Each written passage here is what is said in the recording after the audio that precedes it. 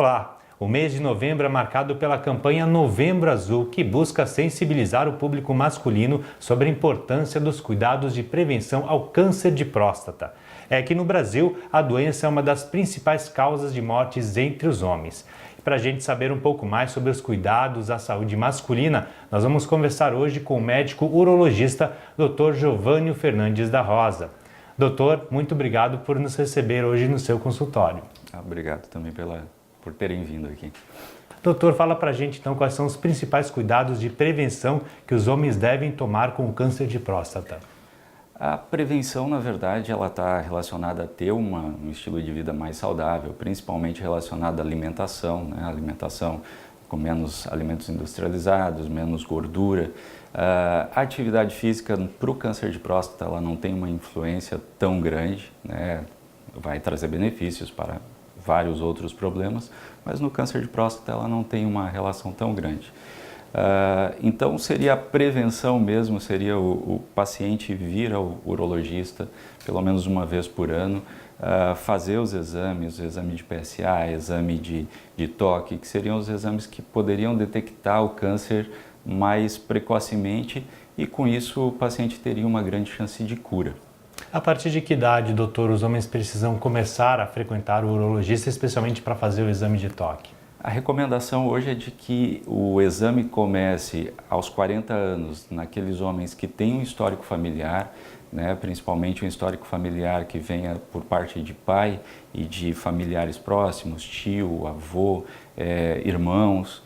Então, aos 40 anos com histórico familiar e a partir dos 45, entre 45 e 50, naqueles que não têm histórico familiar.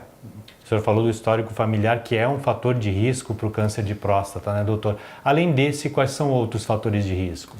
A raça negra, ela é bem mais propensa a ter câncer de próstata e, a princípio, são esses dois, assim, a raça e o histórico familiar. São os fatores de risco genéticos, digamos assim, que são mais ligados a uma maior incidência do câncer.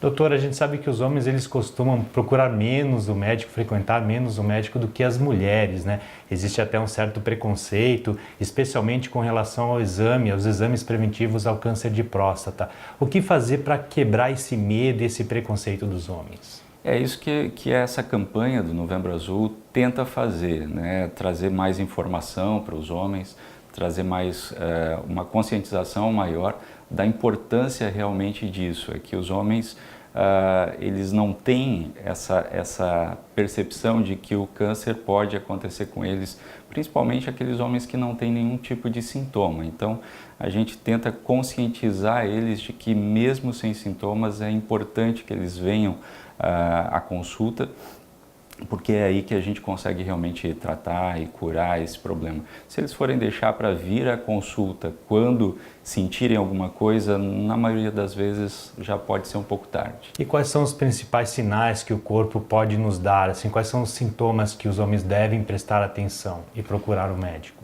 Em casos mais avançados, né, quando o câncer já está mais avançado, pode vir problemas relacionados à parte urinária, principalmente.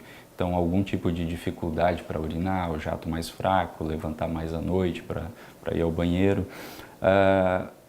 No caso de metástases também, né, quando o câncer já saiu da próstata, é muito comum que essas metástases elas vão para a parte óssea, então dores ósseas, principalmente ossos da bacia, da coluna, né, então dores nessa região, dores fortes, dores importantes, elas têm que ser investigadas essa questão também do câncer de próstata. Uma vez diagnosticado o câncer de próstata, doutor, quais são os tratamentos disponíveis hoje? Nas fases iniciais, né, onde o câncer é curativo, existem dois tratamentos que podem curar o câncer de próstata, que é a cirurgia, né, a retirada total da próstata, e a radioterapia. Tá? Em fases mais avançadas, onde às vezes a cirurgia já não é mais possível, tem tratamentos hormonais, existe a quimioterapia para o câncer de próstata, então são tratamentos mais paliativos. Por isso a importância do diagnóstico precoce, né, doutor? Quais são as chances de cura quando o diagnóstico é feito precocemente, quando a doença é descoberta no início?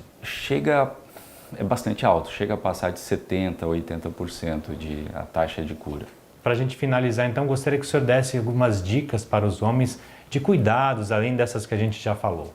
Além da consulta urológica, que é extremamente importante a partir dessas faixas etárias, dos 40 ou 45, dependendo do histórico familiar, eu acho extremamente importante que os homens busquem também um cardiologista, né, porque é muito comum a partir dos 40 anos começar já a ter alterações de colesterol, triglicerídeos, pressão.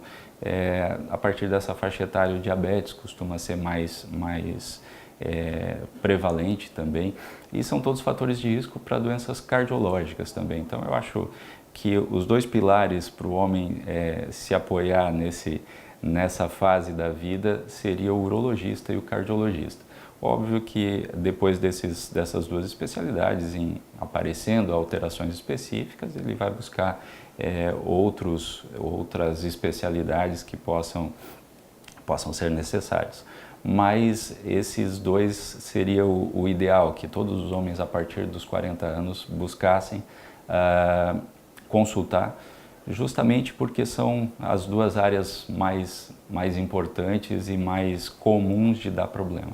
É bom ouvir sempre os familiares, a esposa, os filhos e buscar sempre ajuda. Os homens, em termos de saúde, eles cresceram tentando se fazer de fortes ou desde criança, né? O homem não chora, o homem tem que ser forte.